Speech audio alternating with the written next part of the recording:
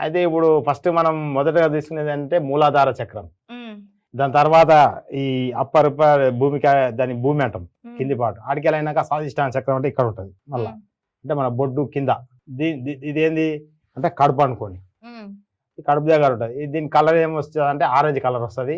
దీనికి ప్లానెట్ పరంగా చూసుకుంటే మూన్ చంద్రుడు. దానికి సంబంధించిన మూన్ స్టోన్ ముత్యం పెట్టాలి. ఫస్ట్ దానికి మూలాధారానికి ఏమో నీలం స్టోను పగడం పెట్టాలి. దీనికి ముత్యం పెట్టాలి. ఇది మొత్తము దీని యొక్క ఏదంటే వాటర్.